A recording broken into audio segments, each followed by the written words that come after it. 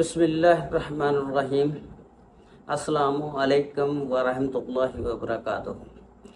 जी नाज़रीन, ये जिहड़ा तुसी गाना सुनिया ये मलका तरन्नम नूरजहां दी आवाज़ दे विच सी और जिहड़ा गाना सी ये उन्हां दे जज्बात नूं ज़ाहिर कर रहा सी कि उन्हां दे जज्बात की कहंदे ने।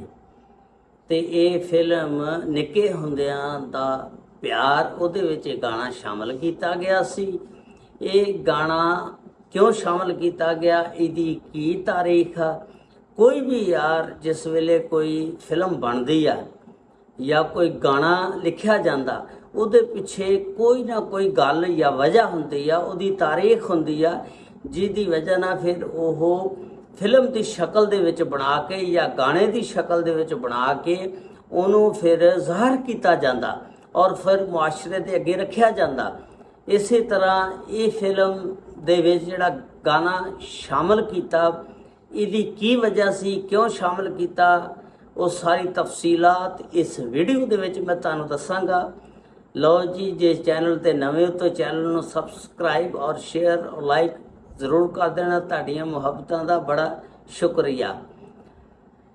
तुहानूं पता मलका तरन्नम नूरजहां अदाकार एजाज दुरानी साहब नाल बेहद प्यार मुहब्बत और सच्चा इश्क करदियां सी ते बहुत प्यारे सी उन्हां नूं एजाज दुरानी साहब।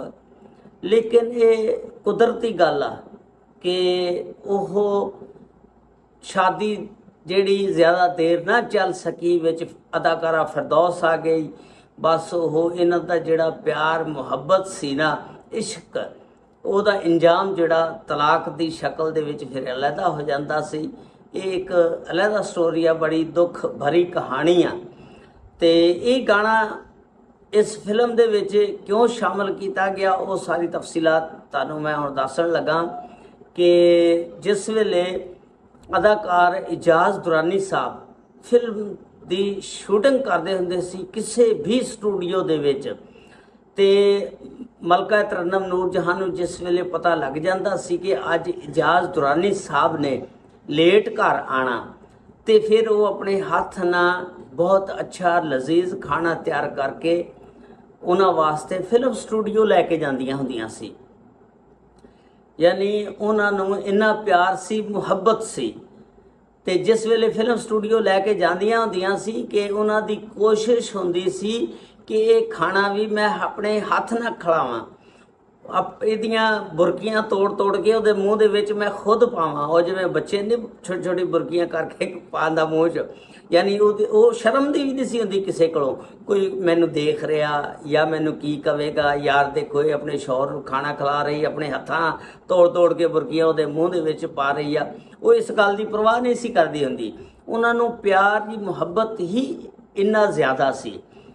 फिर एक दिन इस तरह वाक़या पेश आया कि एक दिन अहमद राय साहब जिहड़े बहुत बड़े अदीब, सहाफ़ी, फिल्मां दे गाने लिखने वाले और फिल्मां दी स्टोरी लिखने वाले, नाल मसूद परवेज़ साहब जिहड़े साडे पाकिस्तान फिल्म इंडस्ट्री दे अदाकार भी रहे ने, जिन्हां ने सन 1942 दे विच जदों पाकिस्तान नहीं सी बनिया उदों एक फिल्म बतौर हीरो मंगती बनाई सी।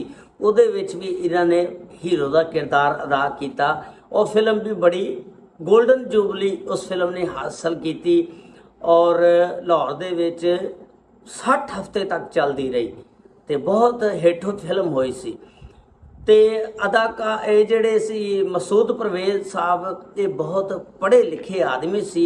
इन्हां ने फिजिक्स दे नाल MSc की हुई सी ते लाहौरों, ते बहुत पढ़े लिखे सी। इन्हां ने एक फिल्म फिर हीर रांझा भी बनाई जिहदे विच इन्हां ने अदाकार एजाज दुरानी साहब नूं और फिरदौस नूं कास्ट कीता सी और वो फिल्म भी फिर बड़ी मन्नी तन्नी फिल्म सी। यानी तुसी कह लो अपने बरे सगीर दी इंडिया और पाकिस्तान की टॉप की फिल्म सी। उस हीर रांझा की फिल्म वर्गी कोई फिल्म ना इंडिया कोलों बनी ना पाकिस्तान दे विच ओह जी कोई फिल्म बनी। इस तो पहला काफ़ी फिल्मां बनियां लेकिन हीर रांझा वर्गी फिल्म कोई नहीं बनी। स्टोरी इस तरह सी कि मसूद परवेज़ साहब और आमद राई साहब उत्थे बैठे होंदे ने। मलका तरन्नम नूर जहां खाना घरों तैयार करके इजाज़ दुरानी साहब वास्ते लैके आंदियां ने। जिस वेले स्टूडियो पहुंचदियां ने ते उन्हां दे हत्थ दे विच एक रेशमी रुमाल फड़िया हुंदा ते मसूद परवेज़ साहब पुछदे ने ये रेशमी रुमाल जिहड़ा ये तुसीं इजाज़ दुरानी वास्ते लैके आईयां? उन्होंने कहा जी ये मैं अपने रांझे वास्ते लैके आई हाँ। ये रुमाल दे उत्ते मैं अपने हाथ नाल कढ़ाई करके ते इजाज़ दुरानी दा नाम लिखिया। उस दौर दे विच लड़कियां जिहड़ियां ना ज़्यादातर कढ़ाई अपने हथ नाल करदियां हुंदियां सी। तुसीं पुराना दौर देख लो, यकीन करो आ सराणियां ते कढ़ाइयां, आ बिस्तरियां दियां हुण तां बैड शीटां आ गईयां ना, उस वेले बिस्तरियां दियां चादरां, सराणियां दियां चादरां, पेटियां दे छाड़ ते ट्रंकां दे बक्सां दे छाड़ जिन्ने भी सी पुराने दौर दे विच औरतां अपने हथ नाल कढ़ाई करदियां हुंदियां सी और वो कढ़ाई बेहतरीन कढ़ाई सी।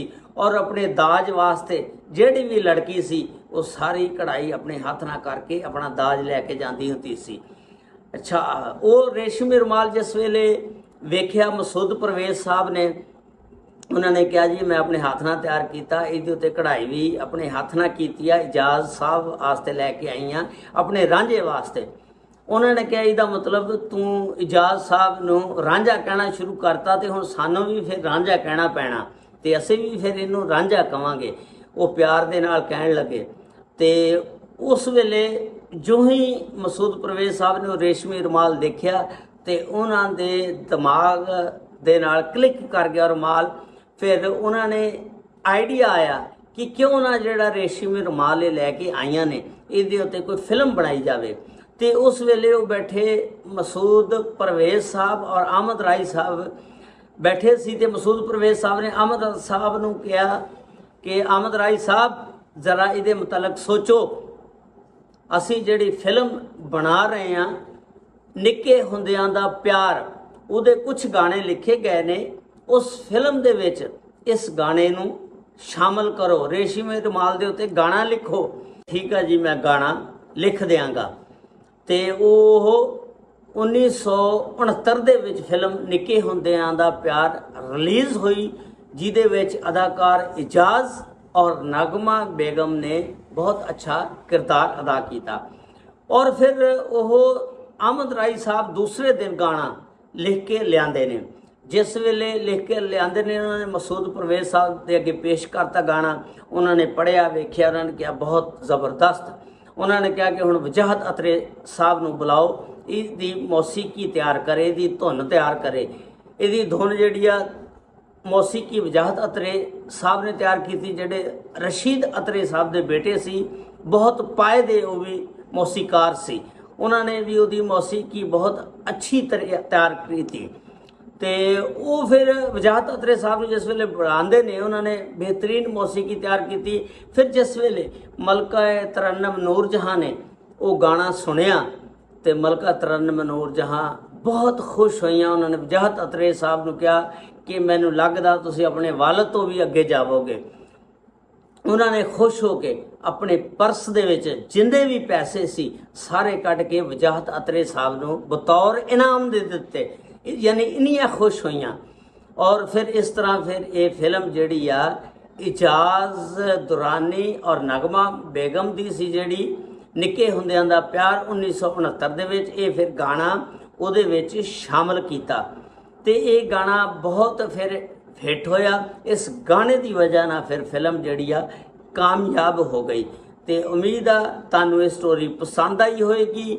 लो जी, तुसीं जांदे जांदे कोई अच्छा जिहा कमेंट्स भी कर देना।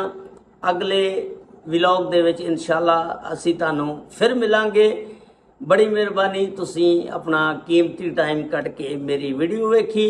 अस्सलामु अलैकुम व रहमतुल्लाहि व बरकातुहू।